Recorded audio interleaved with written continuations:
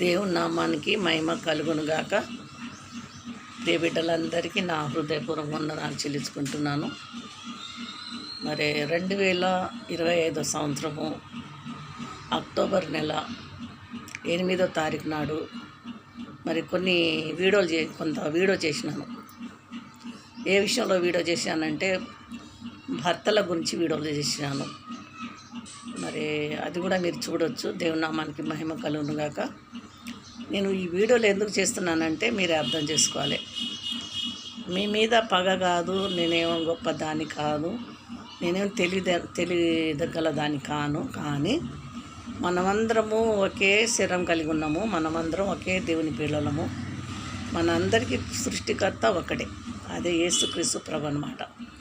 అందుని బట్టి నేను మీ వీడియోలు చేయాల్సి వస్తుంది.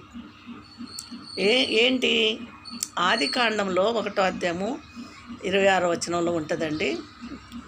మరి తండ్రి, కుమార, పరిశుద్ధాత్మ త్రియేక దేవుడు ఒక్కడే.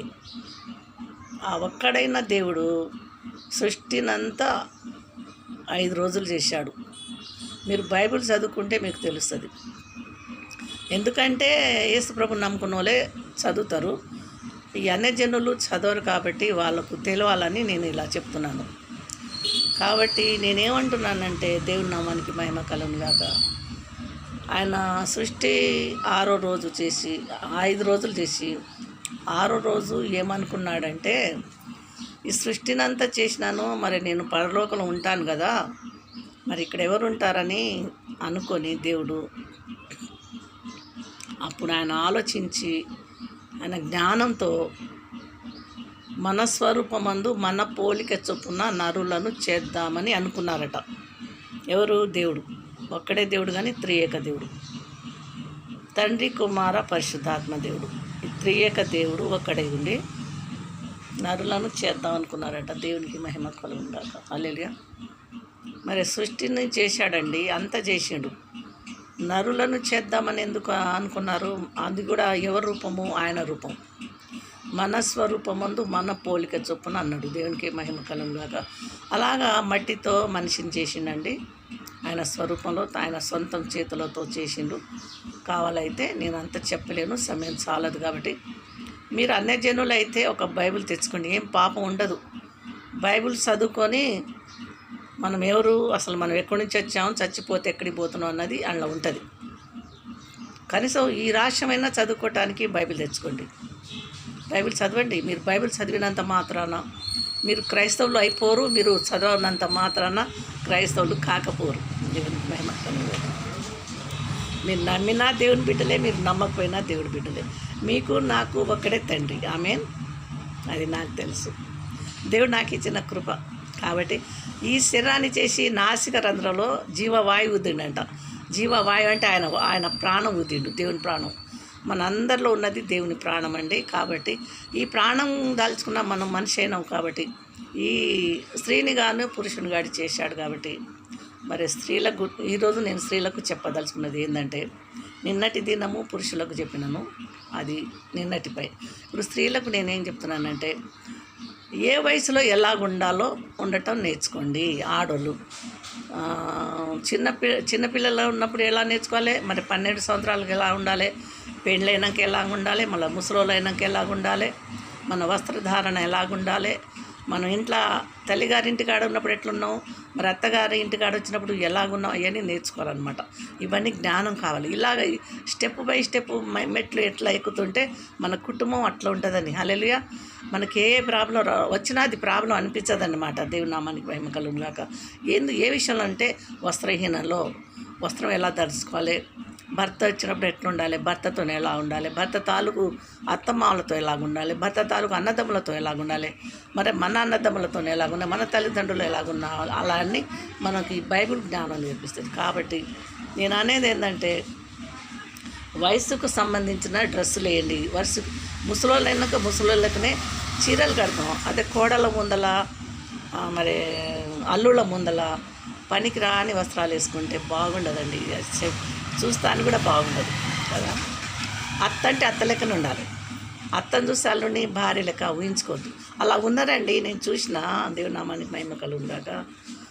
భార్య చూస్తేనేమో ఏదో నైటీలు గీటీలు వేసుకొని అందంగా కనబడడానికి, మరి అత్త చూస్తేనే బ్రహ్మాండంగా అలంకరించుకొని ఉంటుంది. చూసిన నేను నా కళ్ళతో చూసిన కాబట్టి ఈ వీడియో చేయాల్సి వస్తుంది. అలాగే ఎంతమంది ఉన్నారో నాకు తెలియదు, కానీ అలా ఉండొద్దని భార్యలకు నేను చెప్తున్నాను అన్నమాట. కోపం వస్తుందా, తిట్టండి, పర్వాలేదు. నేను నిజం చెప్తున్నాను, నిజమో అబద్ధం మీరు తెలుసుకోండి.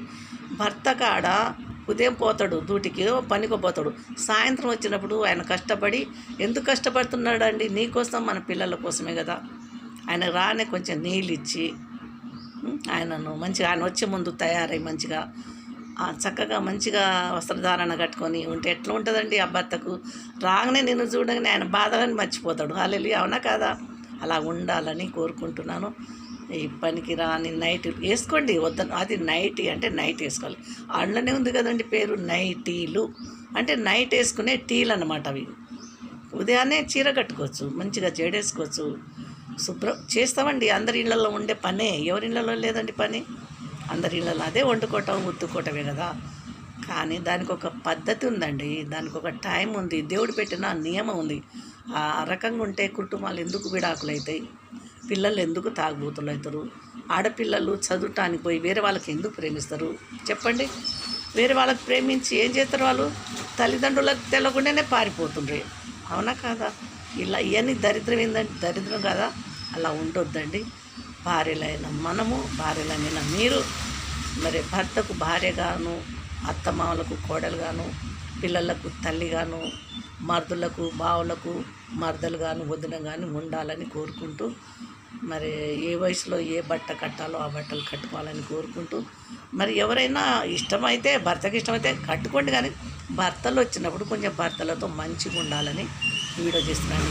కాకపోతే ఆ సంపాదించిన సంపాదన ఎవరో ఒకరు గద్ద ఎత్తుకుపోయినట్టు ఎత్తుకుపోతున్నారు. మధ్యలో ఎవరో ఒకరు తగులుకొని ఆ డబ్బులన్నీ అటే తాగుడికి బానిసైపోతున్నారు. మరి వేరే వాళ్ళతోని అలవాటైపోయి డబ్బులన్నీ అటే పాడు చేస్తుంటారు. మరి ఇంట్లో చూస్తే భార్య పిల్లలకు తినటానికే ఉండట్లేదు కొన్ని ఇళ్లలో. అలా ఉండొద్దండి. దయచేసి అలా ఉండొద్దని నేను ఈ వీడియో చేస్తున్నాను. దయచేసి ప్రార్థన చేయండి, యేసుప్రభుని అడగండి. ఆయన మీరు మొక్కినా మొక్కపోయినా మిమ్మల్ని చూస్తున్నాడండి. ఆయన గొప్ప దేవుడు. మీరు మొక్కులు మొక్కుకోండి, కానీ యేసయ్య అని ఒకసారి అడిగి ప్రార్థన చేసుకొని మీ కుటుంబాలు మీరే కట్టుకోవాలని కోరుకుంటూ, ఇవి కేవలం భార్యలకే చెప్తున్నాను. నేను నిన్నటి దినం భర్తలకు చెప్తున్నా, ఈరోజు భార్యకు చెప్తున్నా. దేవుని చిత్తం అయితే రేపు పిల్లలకు చెప్తానండి. అంటే నేను కాదు చెప్పేది, నాలో పరిశుద్ధాత్మ దేవుడు మండుచున్నాడు, రగిలిపోతున్నాడు, కుటుంబాలు ఆగమైపోతుంటే బాధపడుతున్నాడు. ఎందుకంటే ఆయన సృష్టించాడు కదా. మన స్వరూపమందు మన పోలిక చొప్పున నరులను చేద్దామని ఆయనే కదా మనల్ని సృష్టించింది. మనం పుట్టుకొచ్చినమా? దేవుడి నామానికి మహిమకలు. దేవుడు చాలా బాధపడుతున్నాడు ఈ విషయంలో. కాబట్టి భార్యలారా, మీ కుటుంబంలో మీరే కట్టుకోవాలని ఈ కొద్ది మాటలు, దేవుని చిత్తమైతే మరొక మారు వచ్చి పిల్లలతో మాట్లాడతాను. నన్ను వాడుకుంటున్నాడు. షేర్ చేయండి, లైక్ చేయండి, సబ్స్క్రైబ్ చేయండి, అందరికి పంపించండి. ఒకవేళ ఇందులో ఏమైనా మీకు ఇబ్బందికరమైన మాటలు ఉంటే కామెంట్ రూపంలో చెప్పండి, నేను సరి చేసుకుంటాను.